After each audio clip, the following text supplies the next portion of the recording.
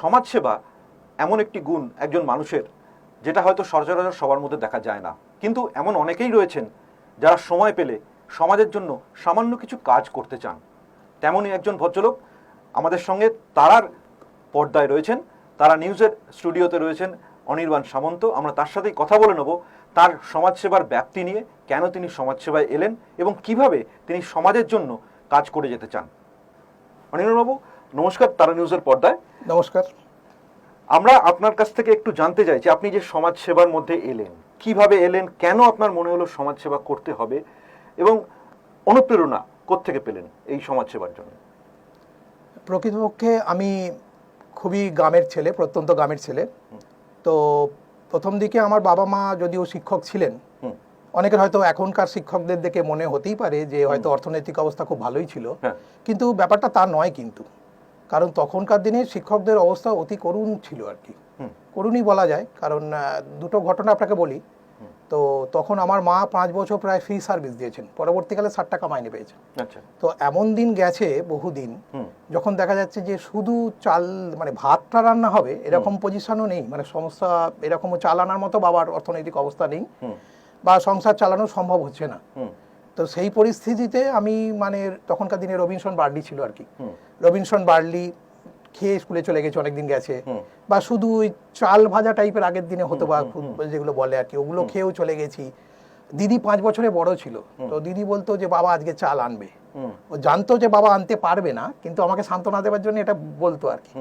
তো বাবা যখন সাইকেল নিয়ে মানে বাড়ি ফিরতেন আর কি ছেড়ে, তখন দেখতাম বাবা খুব কষ্ট করেছিলেন তখন, মানে উনি চাকরির পরেও টিউশনি করতেন আরও, যাতে এক্সট্রা পয়সা যদি ইনকাম করা অর্থনৈতিকভাবে যায়। তো সেই জন্য যখন আনতেন আমি দেখতাম বাবা আজকে চালান। দিদি বলতেন যে কি বলে ভাইকে সান্ত্বনা দেবেন, বলতেন বাবা আজকে ভুলে গেছে। আবার অনেক সময় বলতো যে বাবা যে একটু খুব ট্রেনটা দেরি হয়ে গেছে ওই জন্য আনতে পারেননি। দিদি জানতো যে ভাই আনতে পারবেন না, মানে আজকে আনা সম্ভব নয় বাবার পক্ষে চালটা। তো ও 5 বছরের বড় ছিল, ব্যাপারগুলো বুঝতো আর কি। তো ভাইকে সান্ত্বনা দেওয়ার জন্য এইভাবে বলতো। তো আমি তখন বুঝতাম না, আমি দেখতাম বাবা সবাই ভাত খেয়ে যাচ্ছে, আমি ভাত না খেয়ে স্কুলে যাচ্ছি আর কি। তো এইভাবে কষ্ট করে খুব দিনটা কাটতো। এমনও হয়েছে আমার মানে আরও 2টো বোন ছিল। তো এক বোন তো কিছুদিন পরে এমনি, তখনকার দিনে আপনি জানেন যে চিকিৎসা ব্যবস্থা গ্রামের দিকে ডাক্তার খুব কষ্টকর ছিল কিন্তু ব্যবস্থাটা। তো এক বোন তো এমনি মারা গেছেন, আর একজন তো বিনা চিকিৎসায় মারা গেলেন। মানে তখনকার দিনে ম্যালেরিয়া কলেরা হতো, তো ডাক্তারবাবুরা পালকি করে আসতেন। তো পালকি করে আসতে গিয়ে ডাক্তারবাবুকে বললেন যে তুই কি ভিজিট দিতে পারবি, তাহলে যাব। বাবাকে বললেন। তো বাবা বললেন যে ভিজিট তো এখন দিতে পারবো, বলে তাহলে তো যাওয়া সম্ভব নয়। বিনা চিকিৎসাতেই কলেরাতে মারা গেল আর কি তখনকার দিনে। তো যাই হোক, এরকম ঘটনা তো আছেই, মানে কতটা বেদনাদায়ক ছোটবেলা থেকে যে মানুষের এই ঘটনাগুলো আমাকে খুব নাড়া দিত আর কি। দেখতাম তো ছোট থেকেও, বুঝতে পারতাম না, আমার বাপ পরে দেখতাম। তো আমিও মানে পরবর্তীকালে মামার বাড়িতেই বেশি মানুষ, মানে দিদি কোলে করে স্কুলে যাওয়ার সময় দিয়ে আসতো আমাকে, আবার স্কুল থেকে আসার সময় কোলে করে নিয়ে আসতো। তো সেইটা দেখতে গিয়ে এইসব ঘটনা যখন দেখলাম, বা এগুলো আমার মনে গেঁথে ছিল খুবই। মানে এবার বাবাকে হয়তো একটা ছোটবেলা থেকে পড়াশোনা করতেও খুব ভালোবাসতাম, মানে পড়াশোনা করব এরকম একটা জেদ চেপেই গিয়েছিল যে বড় হতে গেলে পড়াশোনাটা করতে হয়।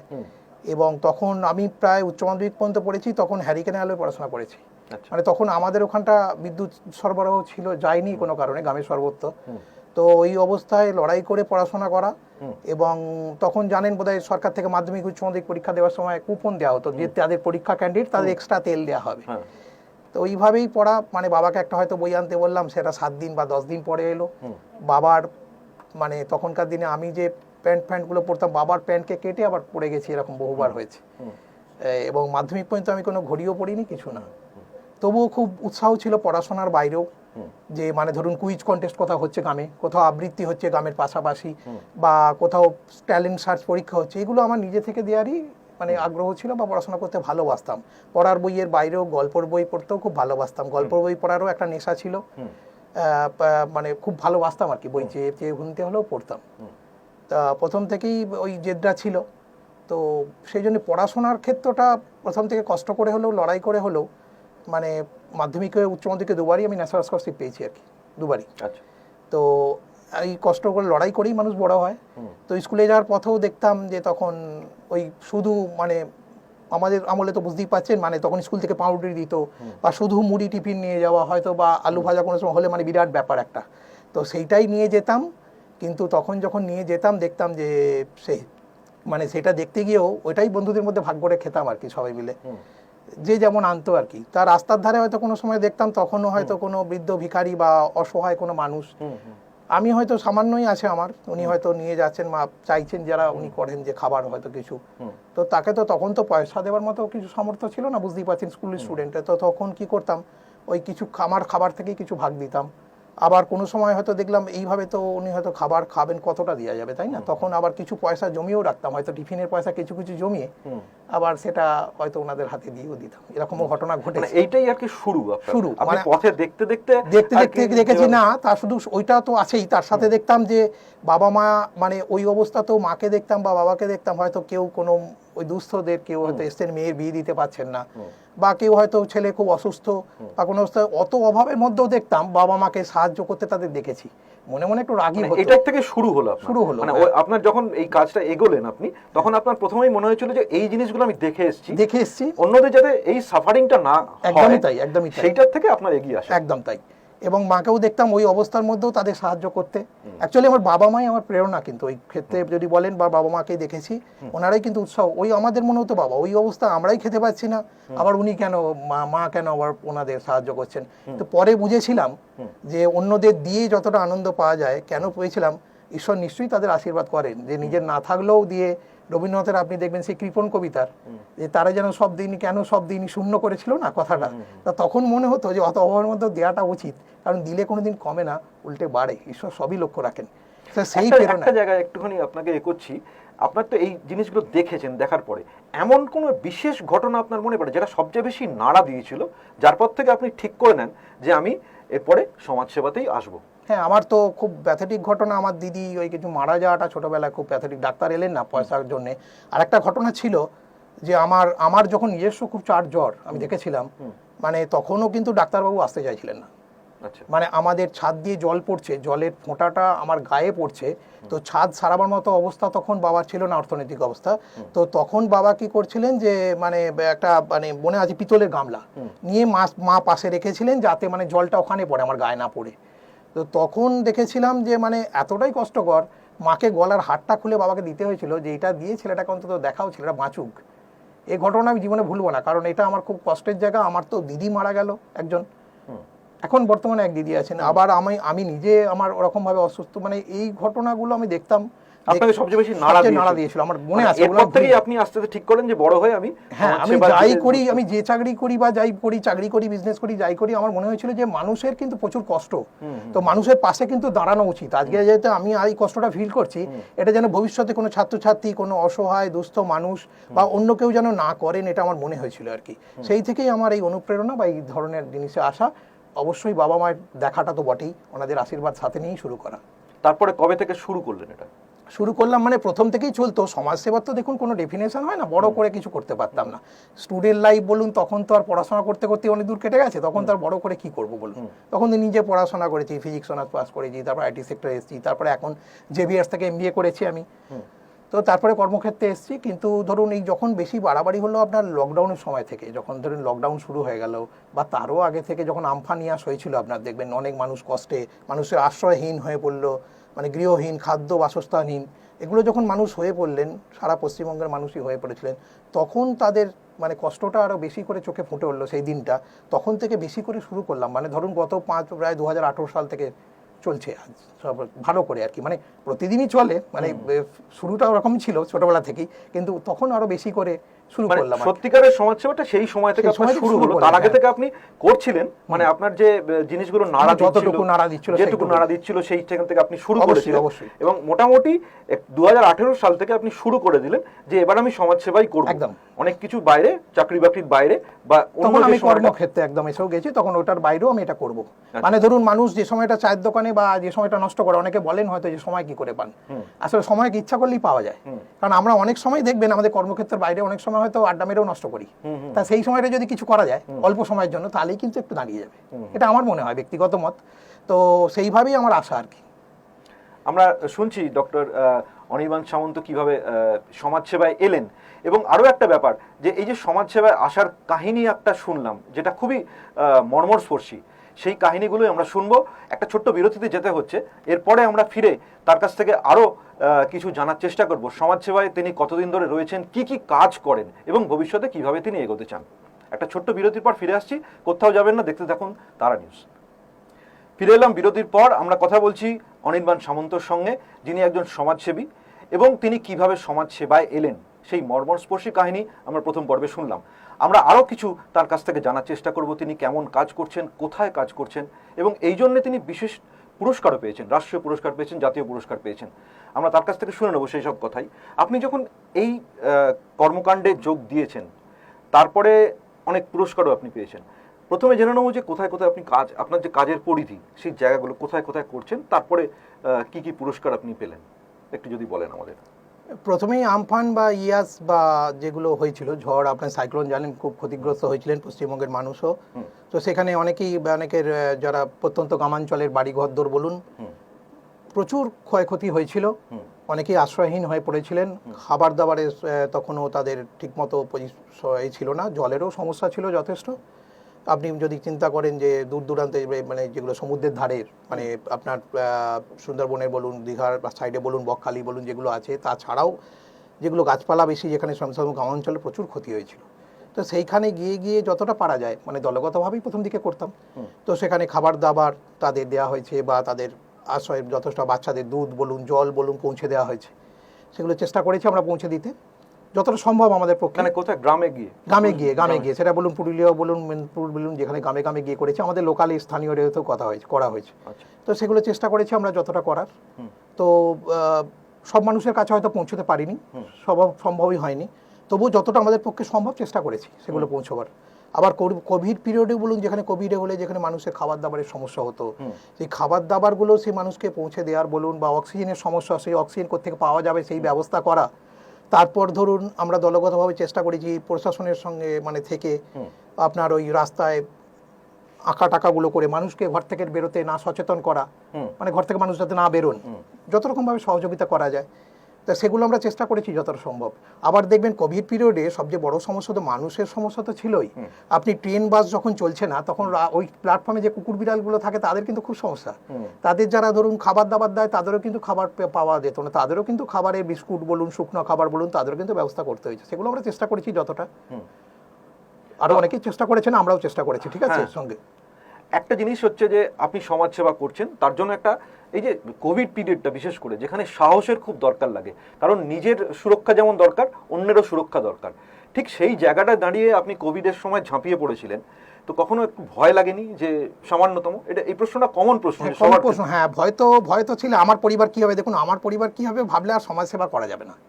কারণ আমার পরিবার কি হবে যদি ভাবতে থাকি, ভয় তো থাকবেই। আপনি মনে করুন যারা গ্রামাঞ্চলে খুব রিমোট প্লেসে যারা আরএমপি ডাক্তারও আছেন, তারাও তো ঝাঁপাচ্ছেন নিশ্চয়ই, দু একজন সবাই না ঝাঁপালেও তো ঝাঁপাচ্ছেনই। সুতরাং যদি ভয় পেতে থাকি যে আমার কি হবে, দেখবেন আমি আগের যাদের জীবনী পড়েছি, মহাপুরুষদের, তাদেরও দেখেছি মহাপুরুষদের জীবনী পড়ে যে ক্যান্সার পেশেন্টকে হয়তো তারা নিয়েই সঙ্গে করছেন বা হাত দিয়ে করছেন। আপনি মনে করুন যারা সিস্টার, ডাক্তার, নার্স আছেন, তারাও তো জীবনের ঝুঁকি নিয়েই করছেন হসপিটাল বা নার্সিংহোমে। তো ওই ভাবনাটা থাকলে দেখবেন তাহলে এগিয়ে যাওয়া যাবে কাজে। যে আমার কি হবে ভাবলে হয়তো জগৎটা একটুখানির জন্য ভেবে তো, আমার পরিবারটা ভেবে তো আর এগিয়ে সমাজসেবা আসেনি, পরিবারটা অনেক বড়, এটা ভাবতে হয়েছে। এই ভাবনাটা মাথায় রেখেই এগোতে, যে যা হবার হবে এই কাজটা করতে হবে। অনির্বাণবাবু অনেক পুরস্কার পেয়েছেন এবং রাষ্ট্রীয় পুরস্কার, জাতীয় পুরস্কার পেয়েছেন। আপনার কাছ থেকে একটু শুনতে চাই যে এই পুরস্কারগুলো কোথা থেকে পেয়েছেন আপনি? হ্যাঁ, আমি এই কাজ ছাড়াও আমি বলে নিই, ওই কাজ ছাড়াও তারপরে আপনার ধরুন না, আমি যেমন অনাথ আশ্রমের জন্য কাজ করেছি, বা অনাথ আশ্রমের ছেলেদের জন্য চেষ্টা করেছি তাদের জামা কাপড় পুজোর সময়, বা ওদের অনাথ আশ্রমে বা রাস্তায় যারা থাকে তাদের কম্বল দেওয়ার শীতকালে, ফুটপাতে যারা থাকে, বা বৃদ্ধাশ্রমে যারা মায়েরা আছেন তাদের সাথে তাদের সুখ দুঃখের সাথী হয়েছে, অনেক সময় হয়েছি। আর ধরুন আমি ইচ্ছা করলে তো সেরি পাঞ্জাবে জন্মদিনটা করতেই পারতাম, তাই না, বড় হোটেলে গিয়ে করতে পারতাম। আমি আবার ইটভাটার ছেলেদের সঙ্গে জন্মদিনটা করতে ভালোবাসি, বা বৃদ্ধাশ্রমে মায়েদের সঙ্গে গিয়ে তাদের সুখ দুঃখের সাথী হয়ে তাদেরকে যত সম্ভব পরিধানের বস্ত্র তাদের সঙ্গে কাটিয়ে ভালোবাসি। ডেফিনেটলি হয়তো একদিনে সবটা হয়ে যায় না, কিন্তু তাদের সঙ্গে সম্পর্কটা যোগসাযোগ রাখতে হয়। ভবিষ্যতে তাদের খোঁজ খবর রাখার চেষ্টা করি, যতটা সম্ভব রেখে চলার চেষ্টা করি, যাতে তারা অন্তত আনন্দটা পান মানসিকভাবে, যে সন্তান থেকে দূরে আছেন বা তাদের ফ্যামিলি থেকে দূরে আছেন, এটা তাদের মনে হয়। আর ওই অনাথ বাচ্চাদেরও যাদের কাছে মনে হয় এক টুকরো মাংস মানে অনেক বেশি, তাদের সাথে যে আনন্দটা ভাগ করার যে আনন্দ, সে আনন্দ যারা পেয়েছে বা এত মায়ের আশীর্বাদ একসঙ্গে পাওয়ার যে আনন্দ যারা পেয়েছে, কিন্তু আমি পেয়েছি, আমি জানি, বা যারা পেয়েছেন এই ধরনের কাজ করেন তারা নিশ্চয়ই বুঝবেন যে দিয়ে যে আনন্দ পাওয়া যায় পেয়ে কিন্তু সেই আনন্দ পাওয়া যায় না। অবশ্যই, তা অবশ্যই। এই জায়গাটা আমাকে ধরুন এই কাজগুলো ছিল, তো সেইখানে আমি করে এসেছি। তারপরে আমি এখন রিসেন্টলি আমি কলকাতার একটা হোমে গিয়েছিলাম, প্রতিবন্ধী হোম, মহিলা। আমি দেখেছি বাচ্চাদের, মানে আমার বলতে গিয়ে চোখে জল আসছে, বাচ্চাগুলোকে দেখেছি উঠতে পারে না, জাস্ট গড়িয়ে গড়িয়ে যাচ্ছে, মানে গড়িয়ে গড়িয়ে, মানে তার ওঠার মতো ক্ষমতা নেই, ফিমেল। ভাবুন তো তাদের জীবনে কত কষ্ট, জগৎটা তারা কিভাবে দেখে। তাদের সাথেও গিয়ে আমি তাদের সঙ্গে আনন্দের ভাগিদার হয়েছি, তাদের খোঁজ খবর রেখেছি আমি এখনো পর্যন্ত। দ্বিতীয় কথা, তাদের সঙ্গে আমি দিয়ে এসেছি তাদের জামা কাপড় পরিধান যা প্রয়োজন সঙ্গে সঙ্গে তাদের মেটাবার চেষ্টা করেছি। আমি পৃথিবী চেঞ্জ করতে পারবো না ঠিকই, কিন্তু সবাই যদি একটু একটু করে আমার মতো চেষ্টা করেন, ডেফিনেটলি হয়তো একদিন সেটা তো অবশ্যই। ভালো জায়গা আসবেই। হ্যাঁ। এরই হয়তো ফলস্বরূপ পুরস্কারটা বড় কথা নয়, দেখুন কাজ করে যেতে হবে। পুরস্কারটা খুব ভাগ্যরকমই এসেছিল। প্রথম পুরস্কারটা আমার রাষ্ট্রীয় গৌরব সম্মান যেটা এসেছিল, সেটা এক একিপি নিউজের একজন রিপোর্টার যাচ্ছিলেন, উনি কাজকর্ম দেখছিলেন যে কি কাজ করছেন, বললেন, আমরা বললাম এই জনসাধারণকে সতর্ক করছি কোভিড পিরিয়ডে যাতে রাস্তায় না বেরোন। তা উনি ভট করে একটা বললেন আমরা একটা ভিডিও নেব, ইন্টারভিউ। আমি বললাম হ্যাঁ, জানতামই না তখন কিছু হবে, সেই সব নিয়েছেন ক্যাজুয়ালভাবেই নিয়েছিলাম। তারপরে সেটা বোধহয় দিল্লিতে গিয়ে টেলিকাস্ট হয়েছিল, অল ইন্ডিয়া বেসিস, অনেক, মানে 10,000-এর উপর ভিউজ হয়ে গেছিলো। তো তখনই ওরা প্রোফাইলটা চেয়ে পাঠিয়েছিলেন আমার। তো তখন থেকেই প্রথম ওই 2021-এ আমাকে আমন্ত্রণ জানানো হয় রাষ্ট্রীয় গৌরব সম্মান জানানোর পক্ষে, আচ্ছা। কনস্টিটিউশন ক্লাব অফ ইন্ডিয়া, সেটা একেপি নিউজের পক্ষ থেকে। আর তারপর তো পিছন ফিরে তাকাবার জায়গা নেই, যেহেতু প্রোফাইল অলরেডি মানে কস্টেক হয়ে গেছে, সেহেতু দ্বিতীয়বারে 2022-এ বঙ্গ গৌরব সম্মান ওয়ার্ল্ড বুক অফ স্টার রেকর্ডসের তরফ থেকে, আর 2023-এ রাষ্ট্রীয় প্রেরণা অ্যাওয়ার্ড। এগুলো সবই জাতীয় লেভেলে পুরস্কার। তো এটাও হয়েছে আপনার মধ্যপ্রদেশে ইন্দোরে। আর সম্প্রতি কালই হয়েছে একটা অনুষ্ঠান আমাদের কলকাতাতেই, ভারত বাংলাদেশ মৈত্রী পরিষদের পক্ষ থেকে মহাত্মা গান্ধী শান্তি পুরস্কার, যেটা আমাকে দেয়া হয়েছে আমার ভালো কাজের জন্য। তার সঙ্গে আরও বহু বিশিষ্টজনের সঙ্গে পেয়েছেন ভারত থেকে বা বাংলাদেশ থেকে, সেটাও দেওয়া হয়েছে। এছাড়া তো বহু পুরস্কার আছে, কিন্তু পুরস্কারের কথা ভাবলে আর কাজ করা যায় না, মানে কাজটা করে যেতে হয়, কাজটা থামালে হয় না আর কি। অবশ্যই, অবশ্যই। সেটা করতেই হবে এবং করতেই থাকবো। মানে আপনি একজন অনুপ্রেরণা, যেরকম অনুপ্রেরণার কথা আমরা দেখছি ওনার কথাবার্তায় যেরকম শুনতে পাচ্ছি, কোভিডের সময়, আমফানের সময় যেরকম উনি কাজ করেছেন, ঝাঁপিয়ে পড়ে কাজ করেছিলেন, অনেক কিছু তোয়াক্কা না করে কাজ করেছিলেন, সেই রকমই একজন মানুষের সাথে আমরা কথা বলছি তারা নিউজের পর্দায়। আরও একটা বিরতিতে যেতে হবে আমাদের, ফিরে আসার পরে আমরা তার কাছ থেকে আরও কিছু কথা শুনে নেব। দেখতে থাকুন তারা নিউজ। ফিরে এলাম বিরতির পর। আমরা কথা বলছি বিশিষ্ট সমাজসেবী অনির্বাণ সামন্তর সঙ্গে। আমরা শুনছিলাম তার বিভিন্ন কর্মকাণ্ডের কথা। আরও আমরা জেনে নেব তার ভবিষ্যতে কর্মপন্থা কি কি, এবং তিনি কিভাবে আরও এগিয়ে যেতে চান, ভবিষ্যতে কাদের জন্য আরও বেশি করে কাজ করতে চান, সেই নিয়েই আমরা তার সঙ্গে আরও একটুখানি কথা বলে নেব।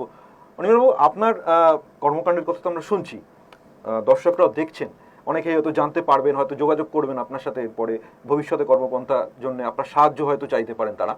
এরপরে আপনি কি করতে চাইছেন?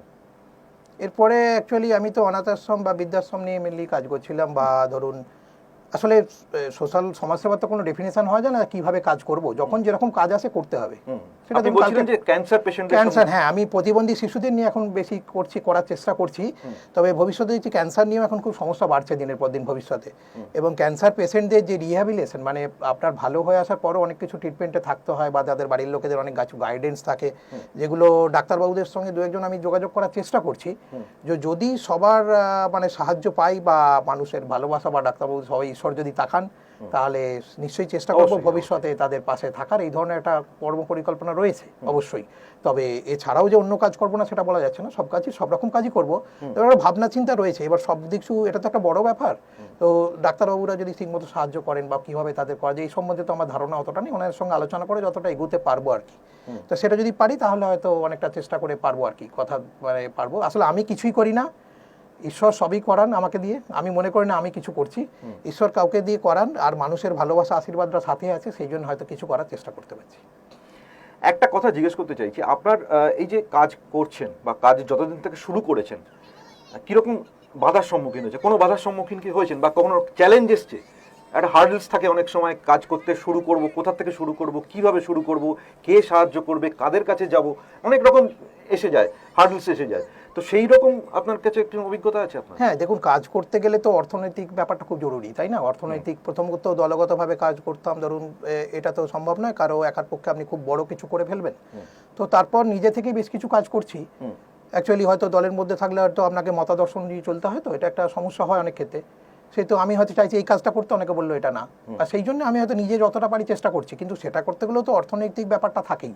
তো অর্থনৈতিক বাধা তো একটা থাকেই সবসময়, যে যতটা আমার সামর্থ্য, আমি তো চাইছি আরো 200 মানুষকে হেল্প করব, কিন্তু আমার দেখালো সামর্থ্য হয়তো আমি 20 টাকা পারছি, সেটা একটা বাধা তো আপনি বলতেই পারেন। আর দ্বিতীয় কথা, বাধা কাজ করতে গেলে দেখুন, আপনি যত ভালো কাজ করার চেষ্টা করবেন, এটা একদম মানে সেই যুগ থেকে হয়ে আসছে, বিবেকানন্দ, রামকৃষ্ণ একদম আমল থেকে বা বিদ্যাসাগর আমল থেকে হয়ে আসছেন, কিছু বাধা তো থাকবেই। এটা তো মানুষ ধরুন আপনাকে সহযোগিতা করবে, কিছু মানুষ আছেন কম সংখ্যক মানুষ যারা ডিসকারেজ করতে পারে, আবার ডিসকারেজ করবেই, নেগেটিভ বলবে, ঠিক কাজ করছে না, এরকম আপনি মানে যারা পড়াশোনা করেছেন ইতিহাসে, আপনি সবাই জানেন যে প্রত্যেকেই বাধাপ্রাপ্ত হয়েছেন কাজ করতে গিয়ে, কিন্তু তারা থেমে থাকেননি, আলটিমেটলি কিন্তু কাজটা করে দেখিয়েছেন, পরে মানুষ বুঝেছিল কাজটা ঠিকই করেছেন, তাই না? তো এটা তো বাধা থাকবে, আর বাধা থাকলেই বোঝা যায় যে ঠিক পথে এগোচ্ছি। বাধা মানুষের কাছ থেকে নেগেটিভিটি কিছু মন্তব্য থাকতেই পারে, আমি হয়তো কোনো কাজ করছি, তো সেক্ষেত্রে ধরুন একটা সমস্যা থাকলো, বা কোনো আমি হয়তো এই ধরনের কাজ করব, সেক্ষেত্রে একটা মানে বিরোধমূলক মন্তব্য থাকবেই, যারা ভালো কাজ করছে বা করছে সেটা থাকতেই পারে। তো তার জন্য বাধাপ্রাপ্ত হলে থেমে গেলে হবে না, কাজটা করতে হবে, এটা আমি ভেবে রেখেছি। বাধা তো আসবেই, সেটাকে জয় করেই এগোতে হবে, এটা আমার মানুষ। কারণ কিছু মানুষ আছেন যারা সত্যিই আমায় ভালোবাসেন, এবং মানুষের ভালোবাসা আছে বলেই এত দূর আসতে পেরেছি। দর্শকরা আছেন, তারা দেখছেন, অধিকাংশ মানুষই ভালোবাসেন, ভবিষ্যতেও তাদের কাছ থেকে ভালোবাসা আশা করছি। আপনি কাজের যে এই যে বিভিন্ন জায়গায় যোগাযোগ যেগুলো হয়, তাদের কাছ থেকে আপনি সেগুলো পান? অবশ্যই পাই। আমি ধরুন আজকে পৌঁছতে, আমি আগে লোকাল কাজ করতাম বাগনানে, এখন বাগনান থেকে মেদিনীপুরে কন্ট্যাক্ট হয়ে গেছে, মেদিনীপুর থেকে শিলিগুড়ি কন্ট্যাক্ট হয়ে গেছে, শিলিগুড়ি থেকে বর্ধমান কন্ট্যাক্ট হয়ে গেছে। এইবারে তাদের কাছ থেকে খবর চলে আসে কিভাবে কি কাজটা করতে হবে, বা তারা আমাকে চাইছেন এখানে আসুন কাজটা করি, বা আপনি বলুন কিভাবে করলে কাজটা আমরা সাকসেসফুল করতে পারবো, এই অ্যাডভাইসটা তো থাকেই সাথে, বা ভালো কাজ করছেন তাদের সাথে, এই যোগাযোগটা সবসময় থাকে। বা আমার পক্ষে সবসময় সম্ভব হয় না, বা যেটা সম্ভব হয় সময় দিতে হবে। হ্যাঁ, এই যে সময় একটা বার করতে হবে, আপনি তো যে কাজ করেন সেখানেকার সময় বার করে এসে সময় দেওয়া, সবটা যতটা পারি যায় চেষ্টা করি। যে বললাম যে সময়টা ধরুন আপনি বাইরে আড্ডা দেবো বা এ করবো, আমারও বাড়িতে বয়স্ক বাবা মা আছেন, তাদেরও দেখাশোনা করতে হয়, সবটা সামলে নিয়ে যতটা পারা যায় চেষ্টা করি, এবং ভবিষ্যতে সেই চেষ্টাটা করব। ঈশ্বর আমাকে শক্তিটা দিন, মানুষের ভালোবাসা বা আশীর্বাদ আমার সাথে থাকুক, নিশ্চয়ই সেই চেষ্টাটা করব, এটা ভবিষ্যতে আশা রাখি। একদম মানে জীবনের শেষ দিন পর্যন্ত এটা করার ইচ্ছা আছে, এটুকু বলতে পারি। নিশ্চয়ই। আরেকটা জিনিস একটু জানার ইচ্ছে আছে, অনেকে রাজনীতি করেন, অনেক সময় প্রচুর মানুষের সঙ্গে আপনার যোগাযোগ হয়, রাজনীতির মানুষের সঙ্গে আপনার নিশ্চয়ই যোগাযোগ হয়েছে, বা কখনো মনে হয়েছে যে কেউ বলেছে আপনাকে যে যদি রাজনীতিতে আসেন সমাজসেবার সঙ্গে, তাহলে এটা এরকম কোনো প্রশ্ন আপনার কাছে এসছে বা প্রস্তাব এসছে? হ্যাঁ, প্রস্তাব তো সমাজসেবা কাজ করলে যারা করে তাদের তো রাজনীতিতে খুব মানে আগেই দরকার হয়। সাধারণত রাজনীতিক যারা আমাদের আছেন তারা তো চাইবেনই যে এই ধরনের মানুষরা আমাদের মধ্যে আসুন। এরকম যে প্রস্তাব আসেনি বলবো তা আসেনি তা নয়, এসছে তো বটেই। তবে অ্যাকচুয়ালি আমি এখন রাজনীতিতে যেতে চাইছি না এই মুহূর্তে, কারণ হচ্ছে দেখুন, রাজনীতিতে থাকলে কি হয়, রাজনীতিতে থেকে সমাজসেবা করতে গেলে করা যায়, কিন্তু যেটা হয় কি বলুন তো, কোনো দলের মধ্যে থাকলে স্বাভাবিকভাবেই দেখবেন আমি কিছু মানুষের কাছে তো খারাপ হবেনি, থাকবেনি, কিছু সংখ্যক মানুষের কাছে আপনি খাবার পরে যখনই দলের ছাপটা আপনার পিঠে পড়বে স্বাভাবিকভাবে হবেনি। আর দ্বিতীয় কথা, দলের মধ্যে থাকলে আপনাকে দলের মতাদর্শ অনুযায়ী কাজ করতে হবে, আপনি স্বাধীনভাবে ব্যক্তিগতভাবে কাজ করতে পারবেন না। আপনি যেমন ভালোভাবে করতে চাইছেন হয়তো কোনো কাজ, এইটা আগে করলে ভালো হয়, সেটা হয়তো আপনার দলের বিরুদ্ধে আপনি করতে পারবেন না, দলের হয়তো সেটা পছন্দের নাও হতে পারে, মেবি ঘটনা ঘটতেই পারে, স্বাভাবিকভাবে আপনাকে দলের মতাদর্শ মেনেই কাজ করতে হবে, এটা একটা ঘটনা। আর সুতরাং রাজনৈতিকভাবে যখন করা যায় কাজটা, দেখবেন রাজনীতি স্থায়ী নয়, যে একটা স্থায়ী ব্যাপার। কিন্তু এই যে সমাজসেবার কাজটা আমি করে চলেছি রাজনীতির বাইরে থেকে, এটা মনে হয় আমার সাথে সব মানুষের ভালোবাসাটা আছে, আশীর্বাদটা আছে, এইভাবে এগিয়ে যাওয়াটা বোধহয় আমার পক্ষে মানে ঈশ্বরের আশীর্বাদই মনে করব। এবং অনেক কষ্টে এই জায়গাটা এসেছি, নিশ্চয়ই আজকে এই জায়গাটা তো আসেনি, একটা এই জায়গাটায় আসতে অনেক সময় লেগেছে, অনেক কষ্ট করতে হয়েছে, বা অনেক প্রেরণা জোগাতে হয়েছে। এবং আমার মনে হয় আমি সমাজসেবক হয়ে উঠতে এখনো পারিনি, আমি সমাজকর্মী হয়ে আছি, কারণ সমাজসেবক হয়ে উঠতে গেলে আরও বড় হয়ে উঠতে হবে। সেই জায়গাটা কাজটাই করে দিতে চাই সারা জীবন, এবং সেটা রাজনীতির বাইরে থেকেই কাজ করতে চাই। তবে সবটাই সময় আর পরিস্থিতির উপর নির্ভর করে। এখন বেশি করেন সেটা ব্যক্তিগত উদ্যোগ দিয়েই, ব্যক্তিগত উদ্যোগ দিয়েই করি, তবে সবটাই নির্ভর করছে সময় আর পরিস্থিতির উপর। পরিস্থিতি হলে কি হবে বলা যাচ্ছে না, আপনি যে প্রশ্নটা করলে রাজনীতির ক্ষেত্রে, সেটাও কি হবে ভবিষ্যৎ সময় বা পরিস্থিতি বলবে না। তবে এই মুহূর্তে আমার সেরকম কোনো ইচ্ছা আপাতত নেই, কারণ অনেক কষ্টে এই জায়গাটা আমি হোল্ড করছি মানুষের ভালোবাসা নিয়ে, আর এই জায়গাটাতেই আমি চিন্তে থাকতে চাই ঈশ্বরের আশীর্বাদ নিয়ে, এটুকু বলতে পারি। আর অবশ্যই আমার সাথে আছেন মানুষজন, যারা দর্শক এখনো টিভিতে দেখছেন, যারা অবশ্যই দেখছেন না বা যারা দেখছেন সবাই, আমি সমগ্র পশ্চিমবঙ্গ বাংলাদেশের সমস্ত লোক বা যারা আরও মানুষ দেখবেন ভারতবর্ষের, সকলের জন্যই বলছি যে তাদের অনুপ্রেরণাটাই, তাদের ভালোবাসা, তাদের আশীর্বাদই আমার সঙ্গে আছে বলে আমি এগোতে পারছি। আমি কিছু নয়, আমাকে ঈশ্বরের আশীর্বাদ যতটা দিয়েছেন, ঈশ্বর যতটা করাচ্ছেন, এবং মানুষের ভালোবাসা আশীর্বাদ সঙ্গে নিয়েই, দর্শকদের ভালোবাসা আশীর্বাদ সাথে নিয়ে আমি যতটা এগোতে পারছি। সুতরাং আমি এই জায়গাটাতে এসেছি। আর আমার একটা বার্তা শুধু আছে সবার প্রতি, দর্শকদের প্রতি, যে অন্তত সবাই একটু করে অন্তত মানবিক দায়বদ্ধ হন। কারণ আমি এমবিএতে পড়েছিলাম সিএসআর, কর্পোরেট সোশ্যাল রেসপন্সিবিলিটি। তো কোম্পানির প্রফিট থেকে রেসপন্সিবিলিটি থাকে তাকে কিছু অংশ সমাজের জন্য দান করা। তো আমি বলবো যে দানটা দায়বদ্ধতা না হয়, এটা মানবিকতা হোক, মানুষের নিজের চেতনা হোক। আর আমি জেভিয়ার্সের ছাত্র, ফাদার একবার বলেছিলেন, we don't create educated person, we actually create human beings. সুতরাং আমি আশা করব মানবিক হন সবাই, সবাই অন্তত এই বার্তাটা যাক। যারা আমার এই ইন্টারভিউ দেখছেন তারা বলি, সবাই অন্তত চেষ্টা করুন যে মানুষের জন্য কিছু করার, নিজে ভালো থাকুন, অন্যকে ভালো রাখার সুযোগ করে দিন। নমস্কার। অনেক অনেক ধন্যবাদ অনির্বাণবাবু, আপনি যেভাবে বললেন, যে বার্তাগুলো দিলেন, আশা করি তারা নিউজের পর্দায় যারা দেখছেন দর্শকরা বিভিন্ন জায়গায় ছড়িয়ে ছিটিয়ে রয়েছেন, তারা হয়তো সেখান থেকে কিছুটা হলেও অনুপ্রেরণা নিতে পারবেন।